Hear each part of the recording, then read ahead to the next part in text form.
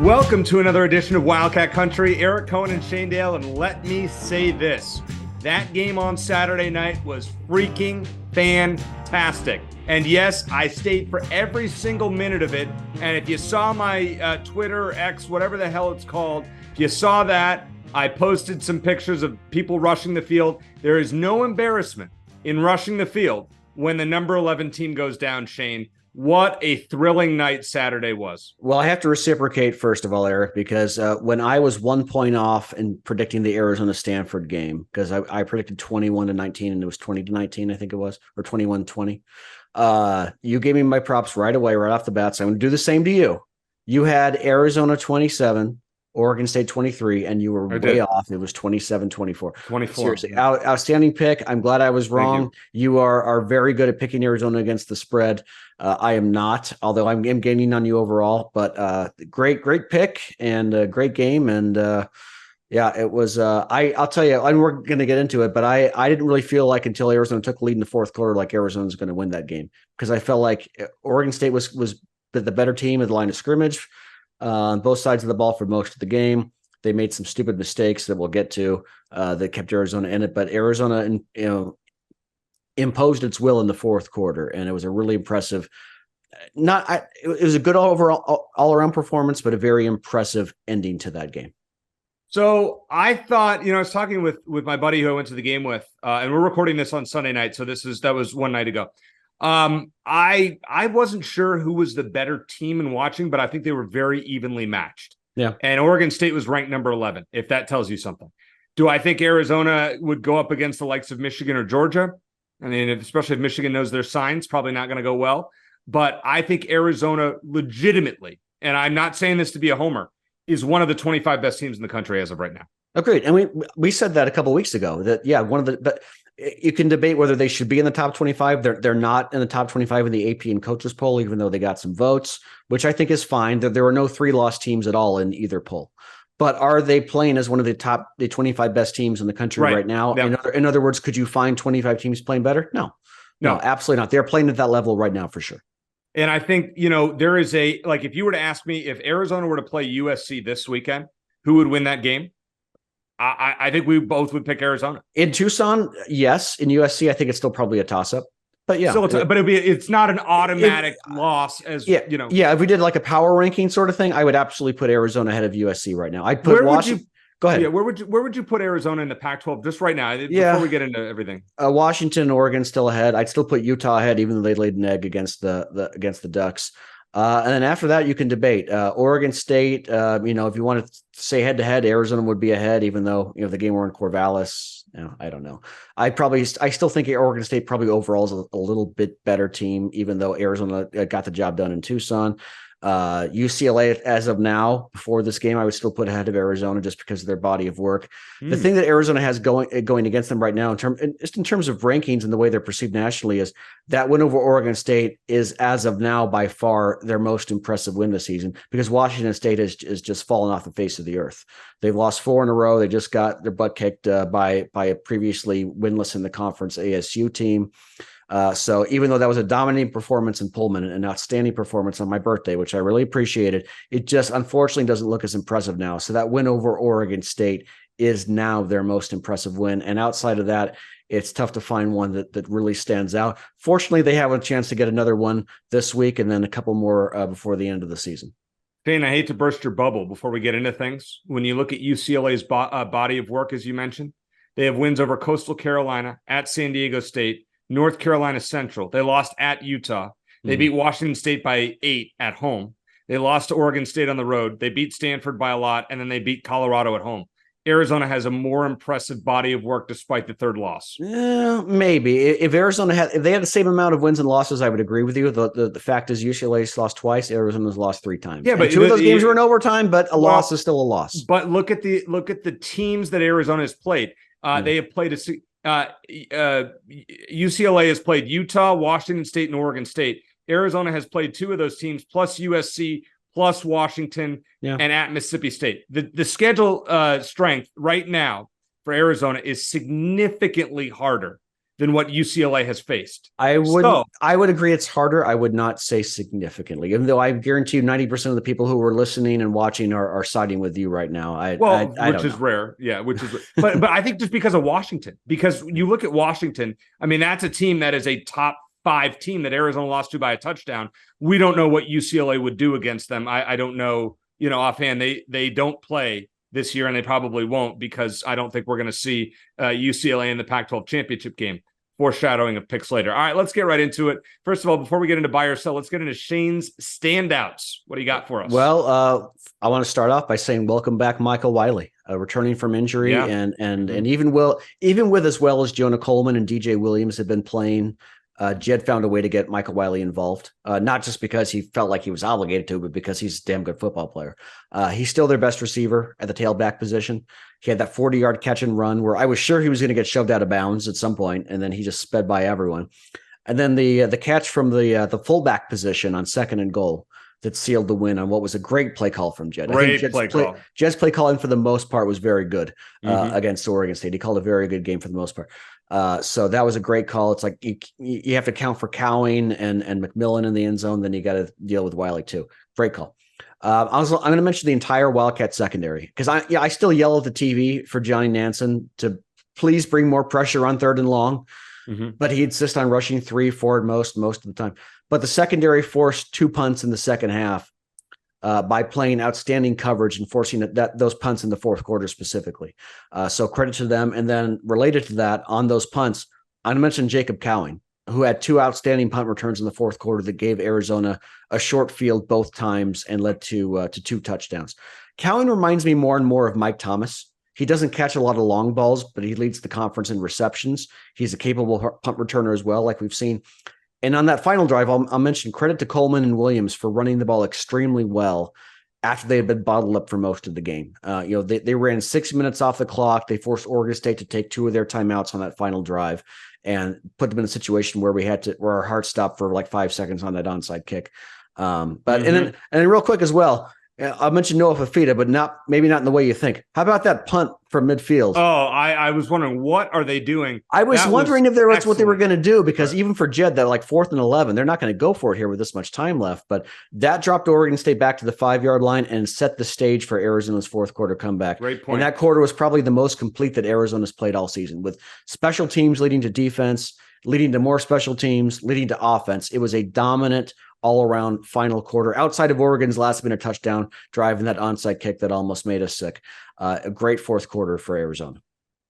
There you go, Shane's standouts. Now, coming up on the show tonight, we have John Fina, who has not been on with us in quite a while, former Arizona offensive lineman, and his son Bruno is a starter for UCLA. So we'll ask him kind of a preview about the Bruins, as well as my buddy Jeff the Dome Bloom from 1027 The Fanatic in Palm Springs, going to make picks with us in the third segment. But now it is time for Buy or Sell, which is presented by our friends at Ice Shaker. Go to iceshaker.com, use promo code Wildcat Country, capital W, capital C. Get $5 off one of those beauties that Shane just drank out of if you're watching the video stream, or you can see behind both of us on the videos. If not, get your own. You can get whatever logo you want on there. You can also find them at fanatics.com. All right, Shane, number one, we'll keep it simple. Negativity be damned. This Arizona football team, Shane, is for real. Well, we talked about it a lot already, but I'll buy it. Absolutely. The way they've been playing, they're one of the 25 best teams in the country.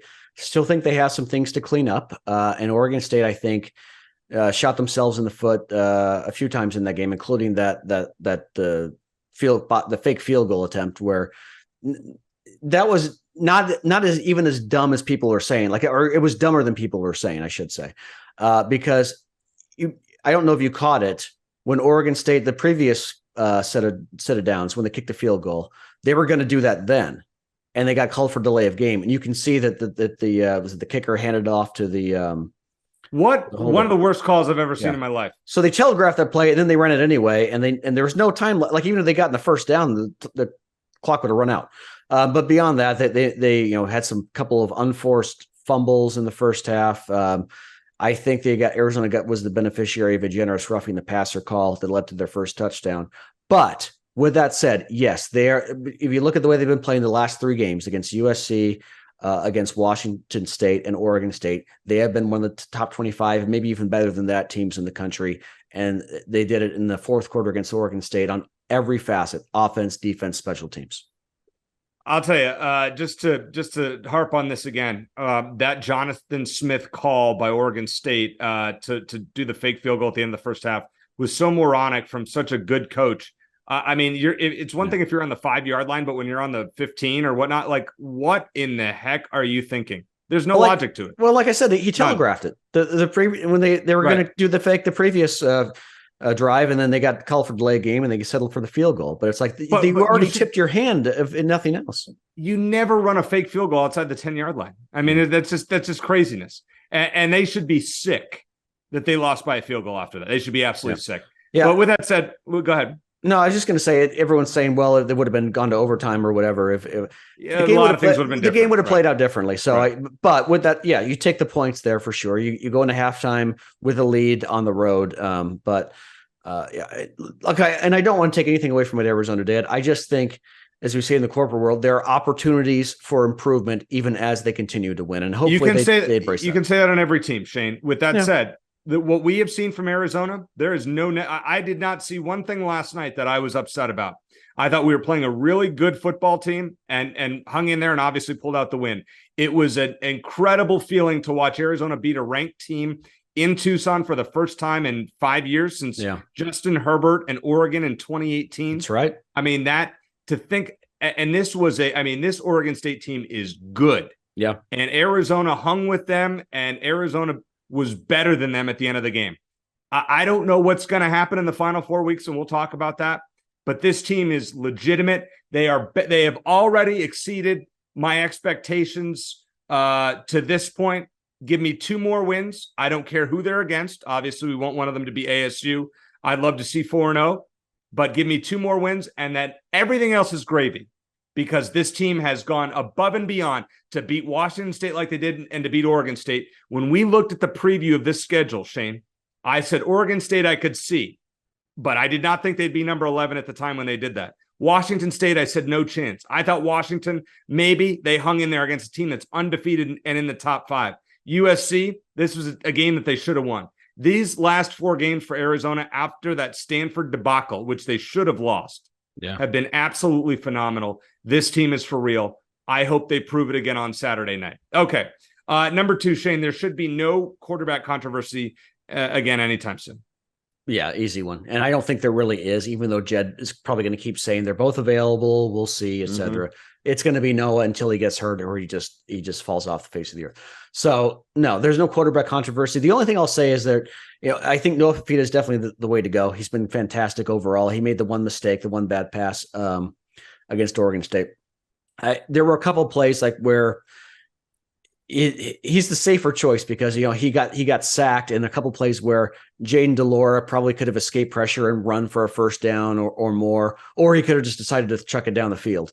So it was kind of a mixed bag. It's like Max Brown told us last week. There are some plays where Noah Fina is going to be smarter and just take the sack and live to fight another day.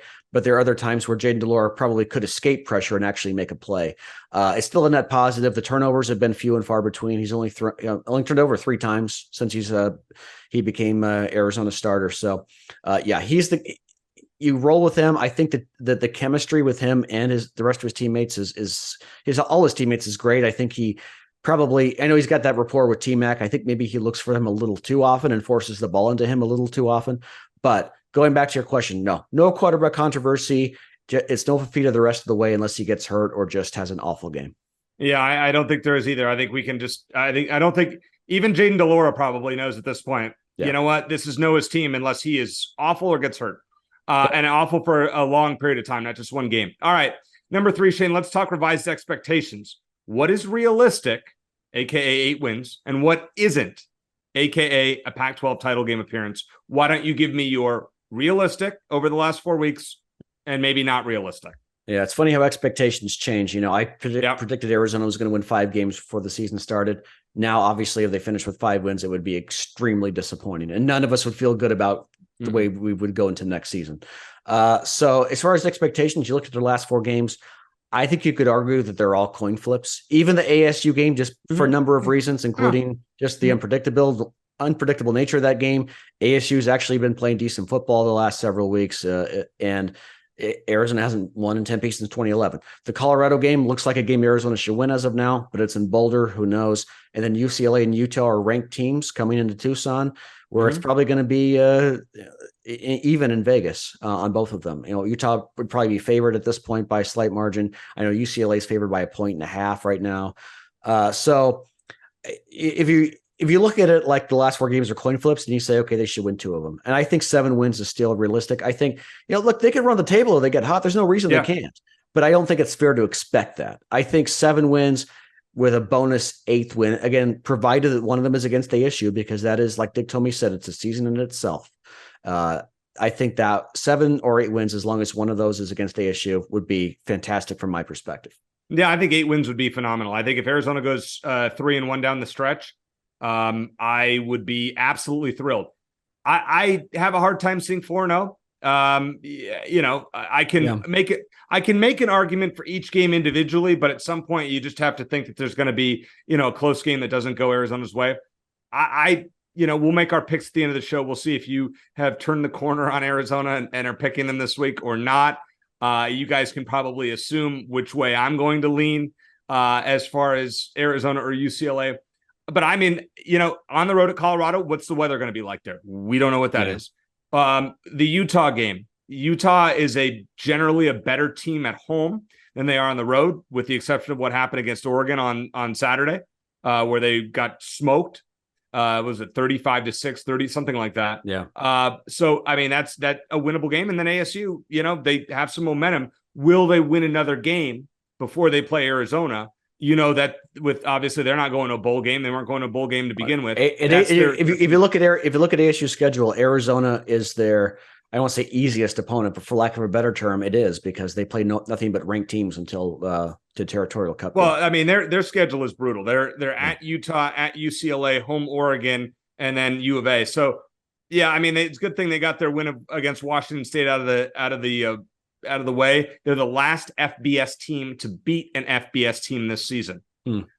So if that, shows something, good for ASU for that win, bad for Washington State. What the heck happened to the Cougars? With that said, if Arizona goes 4-0, I'm glad to eat my words. With that said, I still don't think Arizona can make the Pac-12 championship game with 2 losses. No. So if they had beaten USC, we'd be talking about that right now. But yeah, as it is, I think, 3rd, 4th place is most realistic and attainable.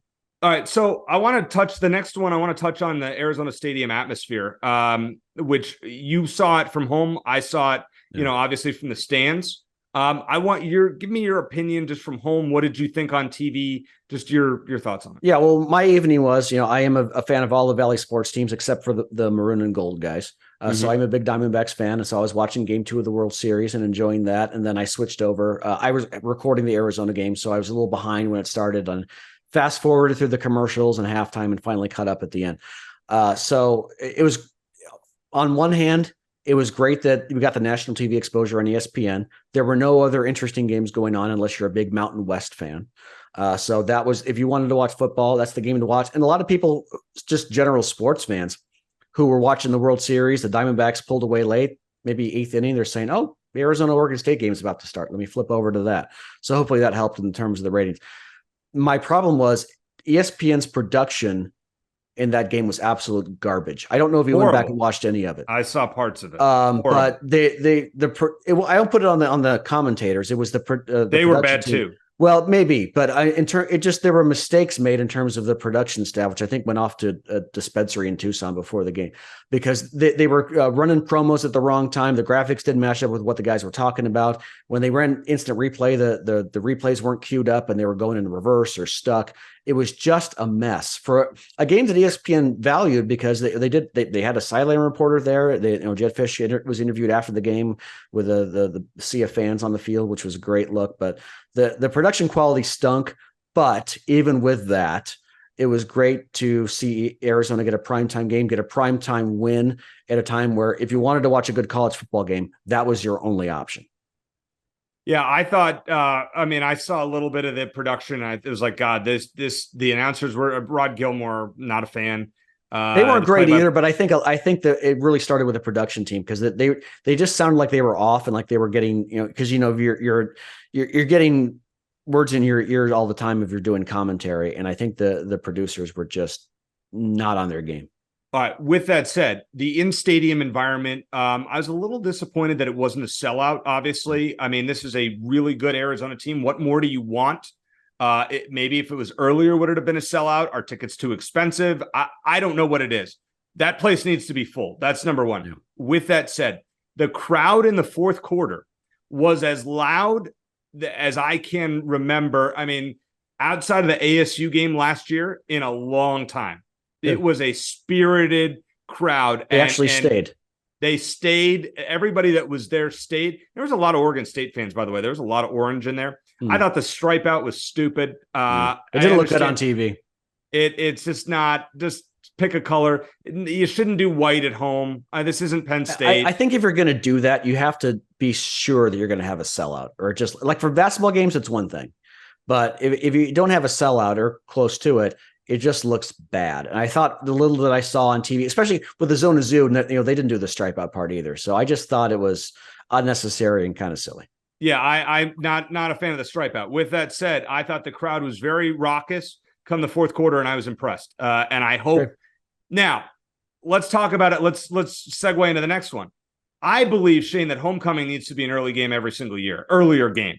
And I think Arizona needs to work with the Big 12 going forward and saying, hey, listen, doing a 7:30 homecoming benefits nobody. It doesn't help our home crowd. Do you think people are going to stick around? They're going to get liquored up beforehand. There is no way that stadium is going to be 3/4 full come the second half. And I hope I'm wrong, but I think we all know better. Yeah, well, we'll see. And I mean, the positive thing is it is a big game, and Arizona fans are as excited as they have been for this program in years. But yeah, it's tough because I know Dave Hickey had talked about just it's been difficult to get fans to go to the game. They'll go to homecoming, they'll go to the festivities, and then not go to the game.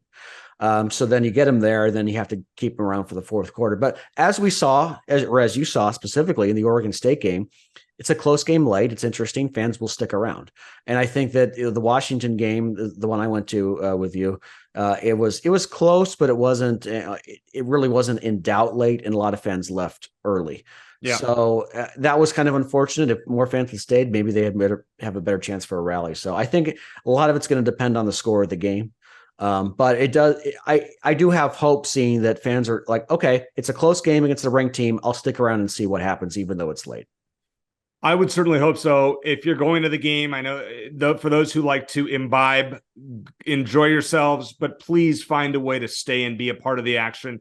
If the game is competitive, I know it's a late game, but we have waited so long to have a game of this magnitude where Arizona could win and be ranked at this point. And last chance to see UCLA in a long time. Right. And this is the last, nobody cares about Oregon State, but UCLA has been, a rival of sorts for a long time.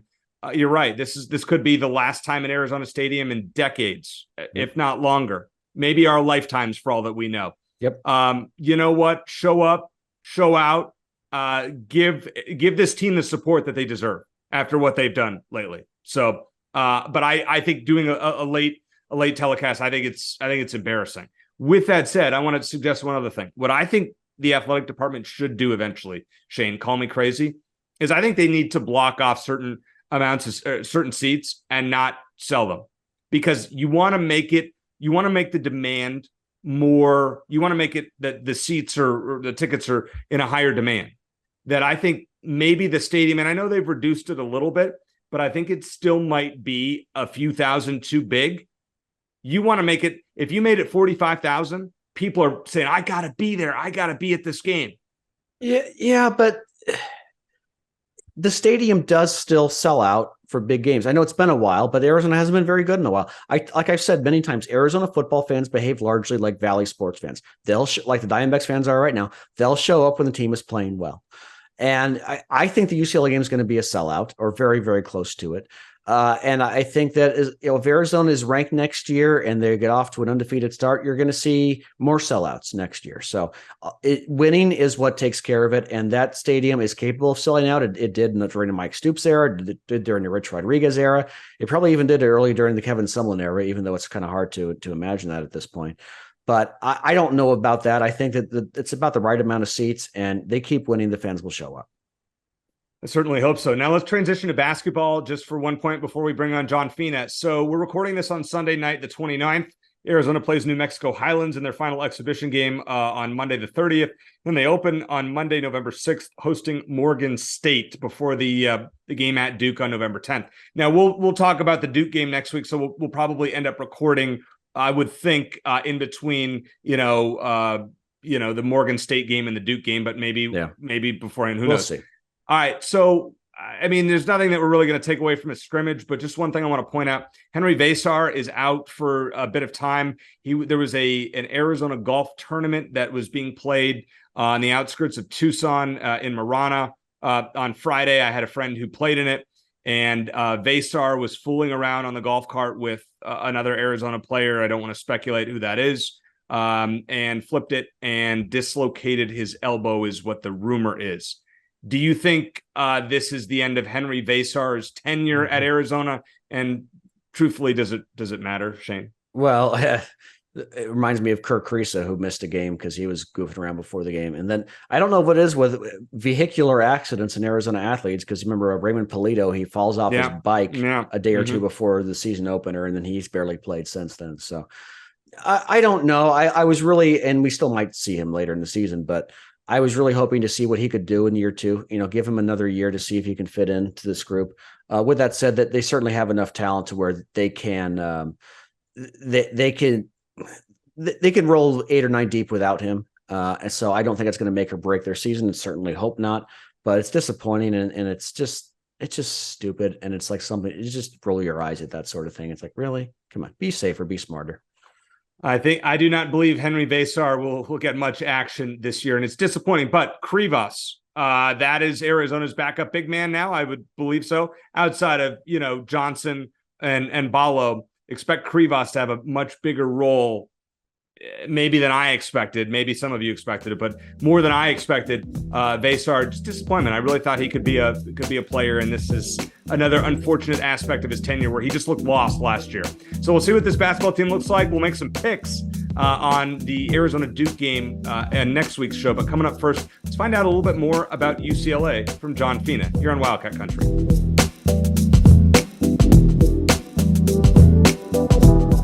What's up, everyone? It's Chris Grakowski, and football season is back. Ice Shaker is a proud sponsor of the Wildcat Country podcast. Don't forget to check out some of our new products like the Ice Shaker with the built-in bump box speaker that's going to absolutely pop at your next tailgate party. Let's crush it this season. Bear down! All right, Shane, there is nobody that probably knows our opponent this week better that is connected to the Arizona program, let's say, than our old friend John Fina, who has not been on Wildcat Country in almost 2 years, which has been way too long. But we are very glad to have him back. He's a former Arizona offensive lineman, Buffalo Bills, played in Super Bowls. No, by the way, his son Bruno starts for UCLA. So in case you're wondering about the visor, which you got to understand. I mean, you got to understand why he wears. Wait, what visor? What visor are you talking about? Let's go. I take a screenshot for YouTube. I'm going to grab that real quick and put that one on there instead of the UCLA one. So. Hey, John, I want to ask you just your general thoughts of Jedd Fisch and what he has done. We had you on the last time Arizona was not very good. Went in and we had you on right before they lost ASU, and it was not pretty. Just your thoughts on how he's transformed this program over the last 2 years. Well, I think the things that I said then still hold true today. Jedd is doing all the things that he can control, right? He's been, he's been involved in social media for the entire program, every sport included. He's been a great ambassador. He's an available person. He's engaging. He doesn't shy away from the camera. He gives great answers. He's a terrific guy. I mean, I think, in Tucson, you need somebody like that. And then I think fans typically say they want the product to turn around as quickly as you can put your car in reverse, turn around, go the other way. And it doesn't happen that way. With the number of great programs there are in this country, past, the Power 5 conferences, all the way down to the AAC, the MAC, and the Mountain West. I mean, there are great players playing in smaller colleges. It's not just consolidating in the Power 5. So it's hard to find those guys. And even when you find the guys, sometimes they don't become players, and you don't know that. You're recruiting an 18-year-old kid, and it's all just, hey, I'll bet the odds. I'll put $25 on 4. I'll put, $50 on 9, and that's and Eric's roll life, the right dice. there. Yep. Right. And sometimes that roll comes up craps, and that doesn't mean it's a bad kid or a bad coach. It's sometimes the fit isn't right. Sometimes the kid has struggles. He misses mom and dad, or he's not a great student, or, he can't take the pressure coming from being all world in high school, can do no wrong, and the most amazing guy. And then you go and you're just another guy in your first couple of years, unless you're just an immediate standout. And some of those guys are few and far between. So the mental aspect of it, it takes a while to get the right kids in place, to get your guys in place, to get the buy-in. And I think, it's clear that Jed's doing the right job. I mean, this is the most exciting Arizona football team we've seen in maybe a decade. Yeah. Would you agree? Yeah, since 2014, I would say. The Khalil Tate month of the October of 2017, but as far as like a full season and getting excited for the future, I think it's been a full decade. Yeah. Right. Oh, yeah. But when you specifically looking at the offense, though, this is so much more, it's multidimensional. Yeah. The run game looks really good. The offensive line looks outstanding. You've got terrific receivers. They mix run and pass. That last couple of drives against Oregon State, I was like, this is a good football team. This is a contending football team that may have gotten off to a little bit of a slow start, finding out who they are, finding out which guys should be in all the time. And now they're clicking. That's back-to-back wins against ranked teams. Right? Yep. Back-to-back. Right. Yeah. Well, formerly ranked team, and Oregon State's still ranked, and hopefully will stay that way, so it continues to look like an impressive win. Hey, you know what? Washington State was ranked when they played him. That's USC was a top 10 team when they played them, right? Or top 15, and they took them down to the wire. And then beating Oregon State, I mean, those guys are scrappy and tough. So when you beat them, guess what? You're scrappy and tough. But when you go back and look at some of the plays, that's a little bit more than scrappy and tough. Yeah, Eric and I had this discussion in our first segment. He wants to reduce the number of seats in Arizona Stadium even further, just because he, wants the tickets to be a little harder to come by and wants that sellout atmosphere. I've said, look, the stadium is more than capable of selling out once fans get excited again. We've seen it time and time again. What are your thoughts on that? I think the stadium is beautiful. I think the improvements they made in the north end zone are outstanding. Outside the stadium, when you get in, you want to go buy your beer and your pretzel. It's not fantastic, especially on the west side. I don't know how they fix that. I think reducing the number of seats is not a great idea. And again, we have to become a football program. We've had, flashes here and there. It's a tough community sell here. This is not Scottsdale. You're not pulling from 5 million people 100 miles up the road. Yeah. The economy is pretty rough. And this is an entertainment dollar. You want to go to a game, the price of the ticket might be somewhat agreeable, but boy, you buy a soda, you buy a beer, you buy a hot dog, and holy cow, I just dropped an extra $100. And I think for a Tucson community, the people that really want to go, those are hard decisions to make. All right, well, let's dive into your son's team, UCLA. You were just out watching them beat up on Colorado. Arizona's next two opponents right there. Let's start with UCLA, obviously. I feel like there are some similarities between them and Oregon State in terms of having a balanced offense, good, balanced all the way around. Great defense, one of the best defenses, maybe the best in the Pac-12. Certainly strong at the line of scrimmage, as you well know, with your son playing the offensive line. Give us your scouting report on UCLA for Arizona fans who haven't watched them much this season. Well, they have a new defensive coordinator, and he is bringing in some really exciting looks, right? 7 guys up at the line, 3 guys bail at the snap. You don't know who they're going to be.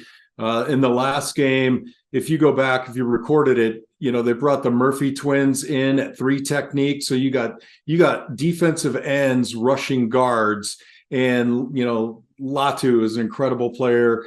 Darius Masau at the linebacker position from Hawaii, transfer portal kid. He's outstanding. The secondary is playing solid, and traditionally, well, not traditionally, but in the past, say 3 to 5 years, I've always felt like that was really the kind of the soft spot of UCLA's defense. But, much like I think Arizona is, a more attacking front 6 or 7 is giving those DBs a little bit better chance. Quarterbacks that are on their heels, having to throw from, not a set position, on the move, or under duress. I mean, go what UCLA did to Colorado, to Shedeur Sanders.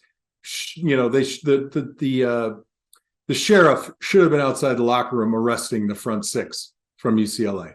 And it was insane. I think it was 6 sacks, 18 pressures, 14 hits, 12 knockdowns. It was incredible.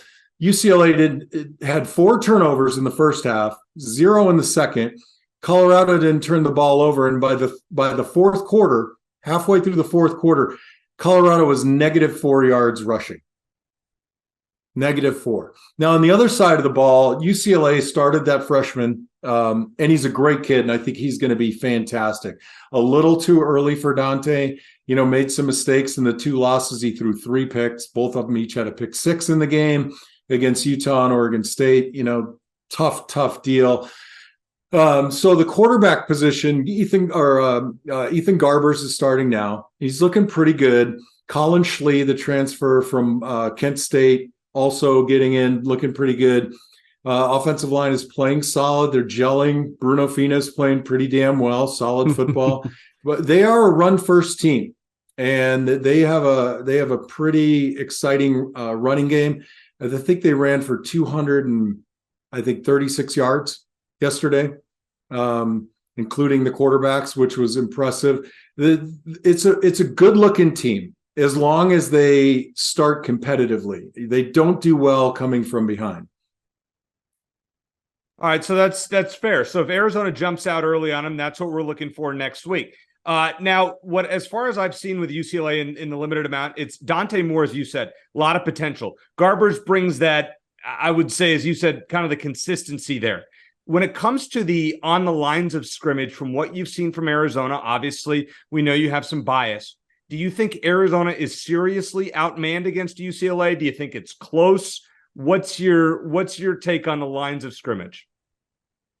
Okay. I thought about this a little bit. I tend to watch offensive line play a lot more closely. And you cannot say that Arizona doesn't have a fantastic offensive line.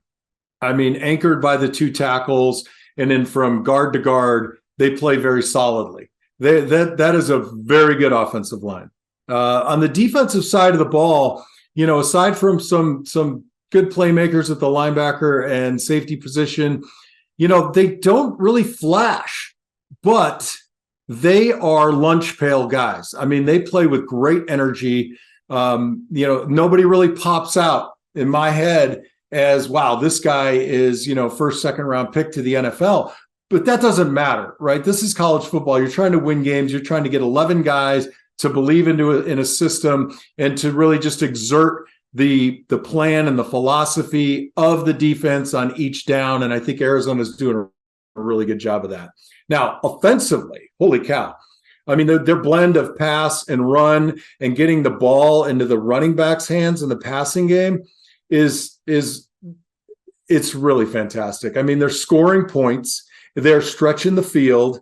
They're picking up yardage in big chunks. UCLA is somewhat the opposite. They're not really pressing downfield. They're looking for those intermediate throws, the 8 to 12 yard passes. Arizona, Noah Fafita is playing out of his head, I think. And the guy is tiny. So I'm really impressed with what they're doing. They're riding high right now, and they should. They're playing good football.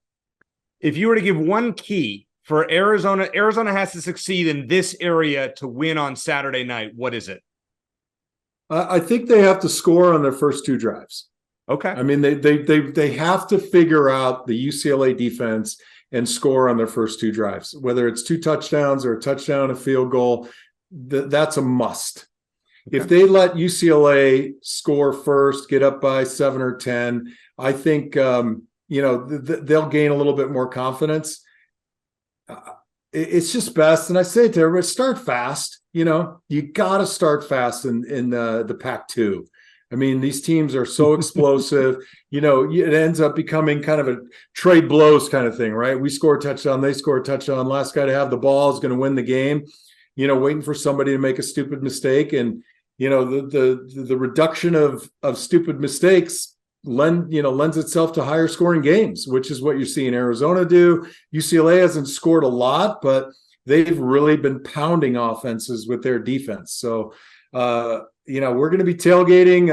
I'm sure we're going to get some nasty looks. I'm going to have all kinds of UCLA parents who've hosted us when we go to the Rose Bowl at our tailgate. And it's exciting. I can't tell you, though, how stressful it is to watch my kids play, whether it's Roman at South Point or Bruno at UCLA or Mimi when she was playing rugby. I think I get more worked up watching them play than when I was suiting up for a playoff game with Buffalo. There was a calm because I felt like I had some control. Now it's just totally out of my control. Let me make one point here, Shane, real fast. By the way, in Arizona's last 3 games, the team that scores first is 0-3. Want to point that out. Interesting. Yep. Yeah. And Johnny, you're that's right. Your daughter played rugby up at the school up north. Mm-hmm. So you got your look. A lot of people gave me a hard time for my daughter going to you and Antonio ASU. Pierce, man. Yeah, you know what? My daughter went to ASU, and when people tried to give me a hard time, I said, "Hey, she's not playing football." Yeah, no, it's fair, and I don't think anyone holds with me. But I was going to ask you though, John, like what's like the actual game? Like, what's that going to be like for you? I assume you're going to have a field pass. Are you watching from the stands? I like to be in the stands. I see better. It gives me a better chance to focus on Bruno. You're surrounded by UCLA fans. And it's funny. I mean, the families of players are great fans of their kids first, the program. Sure. And they just tend to be very, I don't know if reserved is the right word. Maybe it's just the anxiety and the stress, watching your kid play. But I'm sure the Arizona kids' parents are fantastic, just like the UCLA parents have embraced, the Finas from Tucson. And it's been a great experience. I don't know what I would do on the sideline, frankly. I would feel compelled to coach, and that's not my place. I'll coach some high school, and that'll do it. I remember when I was at U of A, Bill Walton would be there cheering on Luke and wearing his U of A gear. And then the year after Luke graduated, he went to the Lakers. Bill was back there. His other son was playing for San Diego State, and Bill was back there wearing San Diego State stuff when Arizona played. So that's sort of you. But then when Bruno leaves UCLA, you're back to wearing the U of A stuff then, right? Yeah, for sure. I mean, I don't know what I'm going to do with all this gear. I'm getting great hand-me-downs now. It's incredible. I mean, Bruno was this, skinny kid in high school, and he's pushing 300 pounds right now. I mean, he's massive, and he's playing good football. He's got good technique, and now, when he comes home, and of course, it's not like it was when I played at Arizona, where you had the same set of sweatpants for 5 years, and it was it was a hand-me-down from the last 6 guys that had them, and they just took a Sharpie and they wrote your number on the thigh, and then by the time I was a freshman, my number was below the kneecap, because there were like 7 guys that wore the pants before. It's like a library slip in old library books, like you get all the names crossed out. And so Bruno comes home, he's got duffel bags worth, stuff. Is like, this doesn't fit me anymore. Now it's coming back to me. So it's been a blast. All right, my last question for you, since Arizona's opponent after UCLA is Colorado, and you've got a good look at the Buffaloes this past weekend, give us a quick scouting report on them. Obviously, UCLA did a great job containing their quarterback. How does Arizona do that, and how do they beat Colorado on each side of the ball? The recipe is pretty simple. Colorado's offensive line is not playing well. I don't know if it's lack of experience or injury. Dion called him out by almost personally at his press conference after the game as well. Yeah, and I don't like that. No. I think that's out of bounds. And I enjoy the prime phenomenon just because it's exciting and it's fun, but I don't like that. I don't think you should do that. You could say, our offensive line has to play better, but I think, to the degree that I heard that he said, I just don't think that's the right thing to do with 18 to 23-year-old kids who are doing the best they can with, they were terrible last year and now they got a new coach and a new system. Not cool. But back to your point, I would bring guys. I would bring the heat. I would confuse the looks up front. I'd bring 3 guys. I'd bring 5 guys. I'd disguise it. I'd drop guys into zone, and I would really, really put the pressure on them. Their running game. I think at the end of the game they had less than 20 yards rushing. I didn't get even a cohesive understanding of what their philosophy is. It was just non-existent. So that's pretty simple, frankly.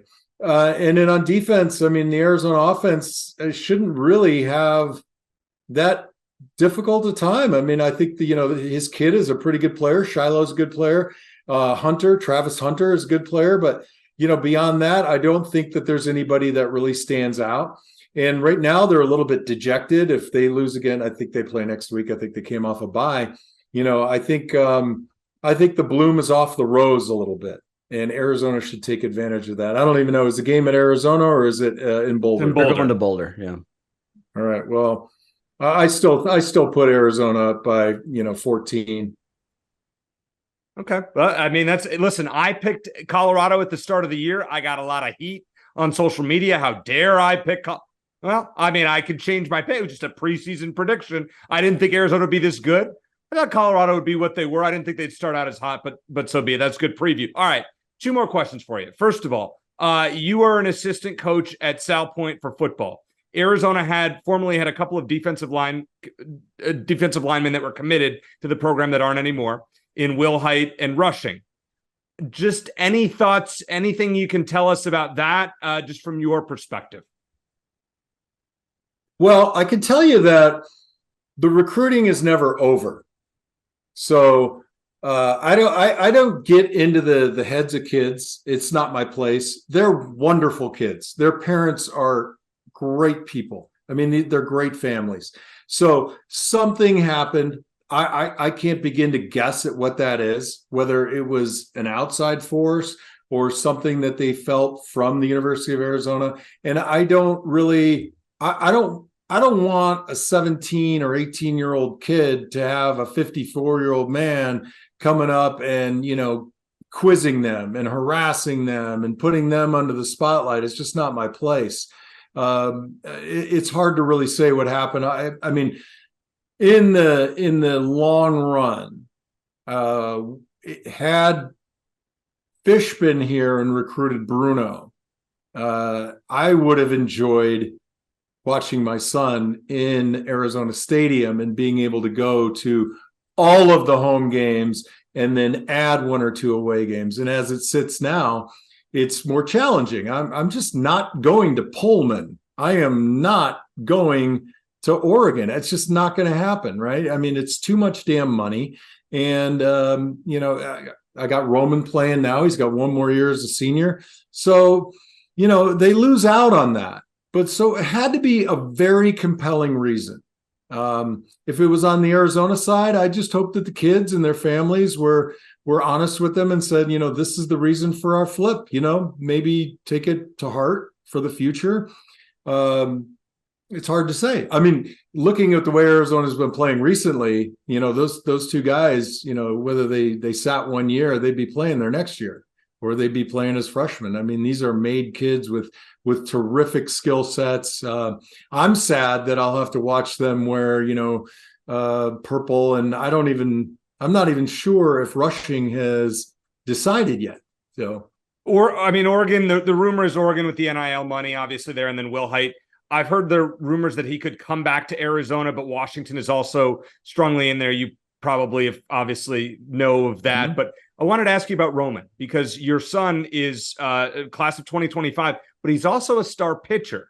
So what sport do you think he'll play in college? And has Arizona been in contact with him for baseball and or football? So I don't know that I'm supposed to answer any of these questions, but okay. I will. So, okay. Roman went to the Arizona football camp, and he was, Finas are rough. I mean, we're skinny little guys, and then all of a sudden, you start growing. But I'll tell you right now, Roman is far and away bigger than Bruno was his senior year as a junior. So he's looking really good. I've talking to a few coaches out there. I won't say who, okay, but I'm certainly excited and happy to talk to, Fish and the team. I'd love it if they recruited him. I think he has an opportunity to play both. Baseball is a different deal. I talked to Roman about this, and I'm a pretty frank guy. I say, look, there's not a lot of money in college baseball. The scholarships are hard to come by. They're splitting them up. And if your plan is to go out of state, it's going to be a lot easier for you on the football route. He's long. I mean, the kid's got practically an 80-inch wingspan now. He's almost as tall as me. I think he's closing in if he's not already 6'5". I don't measure him every day, although, I wouldn't mind. But he's starting to put on the weight and gain the weight. He's over 240, and I think at the same age, Bruno was probably, 215, and he's 300 now. So he could be a player. What's curious about Roman is I didn't think he was going to play football.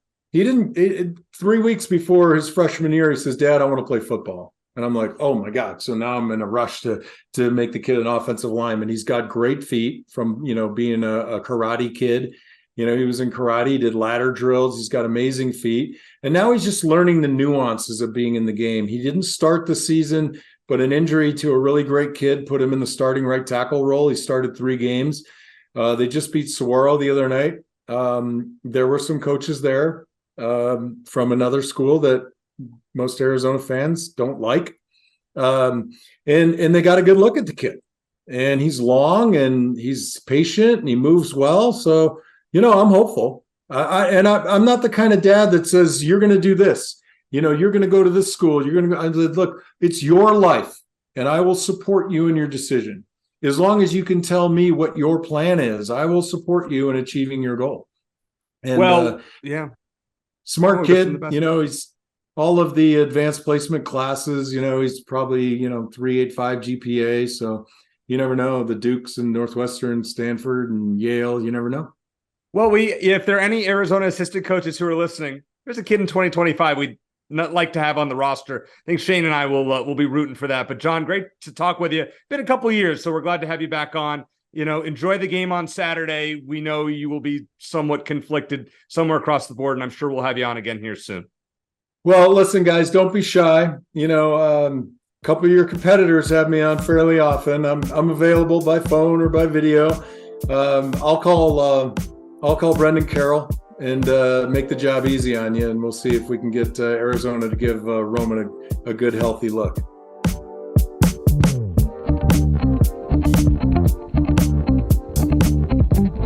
Thanks to John Fina for joining Shane and I. Great to talk with him for the first time in quite a while and get a preview as to what we should see from UCLA this weekend. But now it's time for my favorite segment of the show, our final segment, which is our weekly picks. And this week, our guest picker is none other than my good buddy, Jeff Bloom from 102.7 The Fanatic in Palm Springs. He is the host of Pure Sports from 3 to 6 p.m. every day, or every weekday. You can find them at 1027thefanatic.com. He is one of my good buddies in the media business, and I'm really, really happy to have you here join us. Dome, as your nickname it is. So, Jeff, good. Yes, it is for obvious reasons. Yeah. Yeah. Well, I'm not that far away. So I thought that was the reason you were keeping the top of your head hidden. Right, that is exactly why. Right. Okay. So what's great about having you this week is your co-host Austin, who's a great guy, and I'm also happy to call a friend, is a big UCLA fan, and he has also been one to be very anti-Arizona when it comes to certain things. So that's why I'm very curious how you're going to pick our final game. But let's get right into it. Now, first of all, I would be remiss. I was only 1 point off Shane in last week. I said 27-23. God forbid it was 27-24. Pretty darn good. I'm now 7-1 picking Arizona games against the spread. Not bad there. But you gained a game on me, so you are now one back of me. You know what, Eric? Have we ever made a wager on this, like winner gets lunch or something? Listen, I'm would you like to do? I'm spotting you a game, and I'm willing to do it. Absolutely. Oh, I'm never going to turn down a free lunch. So there you go. So all right, Shane, there's our bet right there. There you go. Now, Dome, here's the thing. Our guest pickers are 11 games behind me and 10 games behind Shane. Uh-oh. They are not doing well this year. So the pressure is really off. So let's get right into our first game this week, a battle of ranked teams. Missouri, I think, is like 14th now. They're at Georgia, who is a 17-point favorite. Shane, I'm going to start with you. Does Georgia win by 3 possessions, or can Missouri, make it fairly interesting at least? Well, it's interesting because this was a trap game a year ago. You remember Missouri almost upset Georgia. They and did. Probably should have. Now Missouri's for real, at least for real adjacent. I don't think they're quite worthy of their ranking. I think Georgia's coming off a big win. I think they're playing really well. That they beat Florida a lot easier than I thought they would.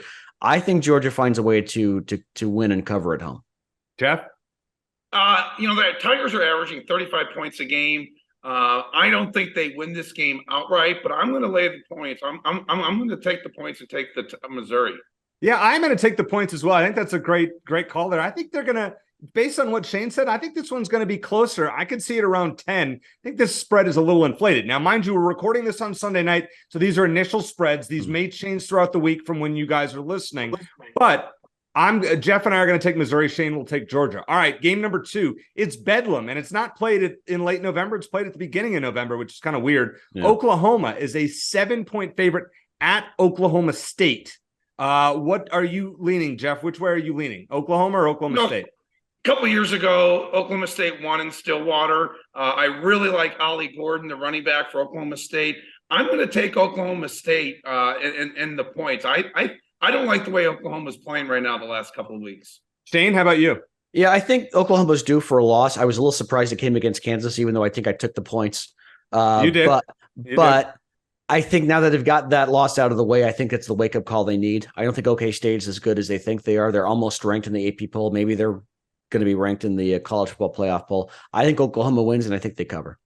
Yeah, I'm actually going to agree with you there, Shane. I was going to lean Oklahoma State, and I just don't know if I have bought into the level of competition that Oklahoma State. I guess they beat Kansas State, I believe it was the other week, but Oklahoma has to bounce back, you would think, after that disgraceful performance against Kansas. And then the week before, they should have lost to UCF, who isn't that good, and lost to West Virginia on Saturday as well. So I think Oklahoma finds a way to bounce back and win this game by 10 or so. All right, last non-Pac-12 game we're going to pick this week. LSU is a 4.5-point underdog at Alabama. I actually like them to cover this, and I wouldn't be surprised if they beat them again for the second straight year. I actually think LSU is arguably the better team. As much as I hate picking Jalen Daniels, former ASU quarterback, I'm going to roll with them. Thank you. I was thinking Jalen Daniels from Kansas. Jaden Daniels. Thank you. Yep. Thank you, Shane. All right, Shane, why don't you make a pick on this one since I messed that one up? No. I think you messed up the pick too, so I'm going to go with Bama. I think this is not Nick Saban's Bama team from 4 or 5 years ago, but they're still Alabama. They're still at home. They're still in the college football playoff discussion. Whether they will be at the end of the year is up for debate. I think they win and they cover. Dome? I feel the same way. I think Nick Saban's going to be preaching revenge all week long. I agree with Shane. This isn't his best team, but I think they find a way to get this win. I'll lay the points and take Alabama at home.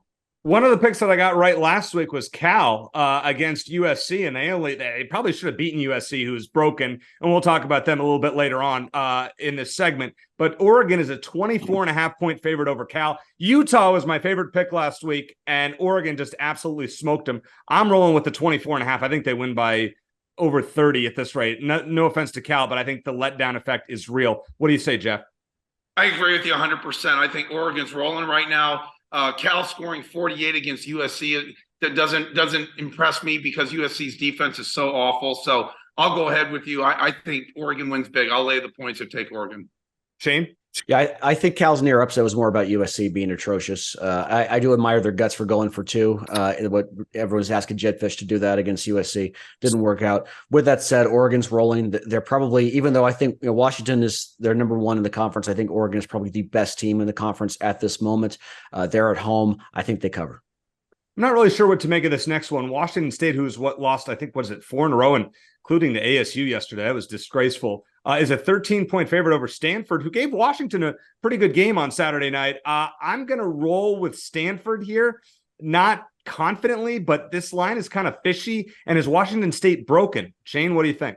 I think this is a get right game for the Cougars. They're better. They're not as good as they showed the first month of the season. They're not as bad as they showed the last month. I think they start to right the ship. This is a game that I think they have to have. I think the Cougars find a way to win this game by a couple touchdowns.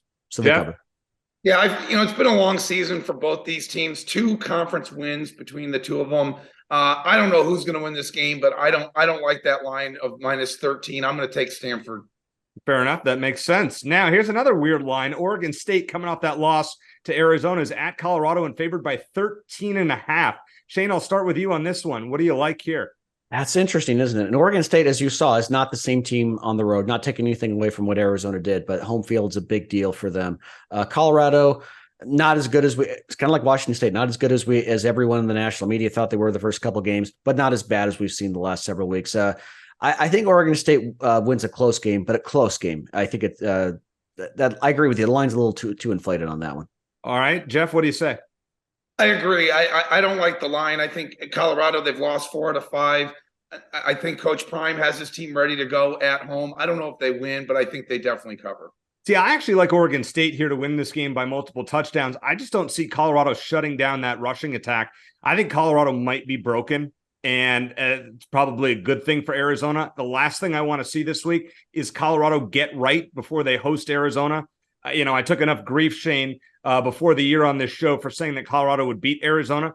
As of now, I would lean against that pick. I would lean towards Arizona, and we'll make that pick obviously next week. But I think Oregon State bounces back. I could see them winning this game by 3 touchdowns. Now, we're picking this early. I haven't done my research, so I get that. But as of right now, I'm going Oregon State there. All right, one of the big games of the week. Washington is a 3-point favorite at USC. Now, I've seen this line go in out. I've seen it at 4.5. I mean, this one is going to be variable all week, but for now, for the purposes of this program, we'll stick with 3. Jeff, why don't you make the first pick on this one? Washington is a 3-point road favorite at USC. What do you like? 102.7, the Fanatic is the home for the USC Trojans here in Palm Springs, and it's good business for me when USC wins football games, but I've lost all faith in this defense. I'm going to go ahead and take Washington on the road. I don't see USC being able to stop them. Shane? Yeah, both these teams have struggled a bit lately. USC certainly more so, but Washington having, Stanford took them to the wire. ASU, you could certainly argue, should have won at Washington, which is crazy. And USC is going to give them their best shot. I think they probably got a little confidence back, even though that was a disaster, or potentially a disaster of a game in Berkeley. But I think USC gives them a game, but I still think Washington covers. I think Washington wins by a touchdown.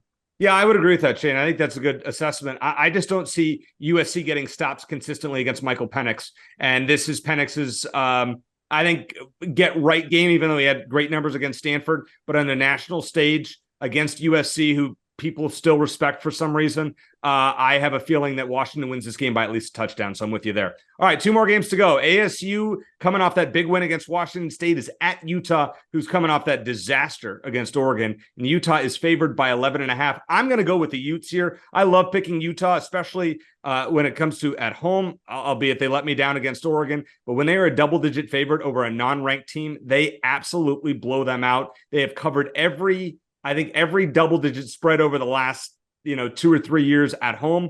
So I'm going to roll with them here. Jeff, I'll start with you on this one. What do you like?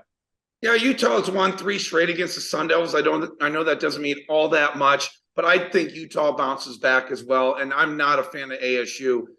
This is not a very good football team. So I'll lay the 11.5 and take Utah. Fit right in on this podcast. Shane, how about you?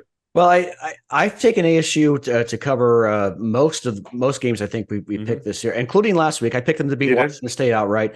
You did. Nicely done. Yeah. Well, they were close to getting over the hump against Washington and against Cal and Colorado. They kept losing close games. Eventually, they were going to get there. Now that they're there, I think they kind of come back to reality a little bit. They're not as bad as their record, but Utah is still much better. They're at home. They're going to be ticked off after that, getting embarrassed by Oregon. So it's more about Utah than ASU. I think Utah wins by at least 2 scores. Okay, we're in agreement there. And finally, our last game of the weekend, UCLA is favored by 1.5 at Arizona. Now, where will this line end up closer to game time? I actually think it ends up close to a pick'em, if not Arizona being favored. Jeff, I'm going to start with you. As we mentioned at the beginning of the segment, you have kind of a divided loyalties here. You're on our podcast, which we appreciate. But your co-host, Austin, is a big UCLA guy. Can you give us a score prediction and maybe a sentence or two of rationale for that pick? I think the world of Austin. I hope he just does not watch this podcast this week, maybe every other week, but not this week, because I like what I'm seeing from the Arizona Wildcats. They're at home. It's just a point and a half, as you say. It may be a pick 'em by then. So I'm going to take Arizona in a very close one. I think it's a field goal that separates it 24-21. Wow. Okay. That's very, you and I are a lot alike in certain ways. You'll see how I reference that as we go along. All right, Shane, time for yours. Go for it. Well, typically I pick against Arizona, and typically that's worked out well for Arizona. So why Don't stop do it now? Why stop now? Don't do it, Shane. I think UCLA's defense is ridiculously good. I think that if it comes down to a turnover battle, I don't trust Arizona's defense to get enough takeaways. And I think UCLA is capable of forcing Noah Fifita into more mistakes than he's made to this point.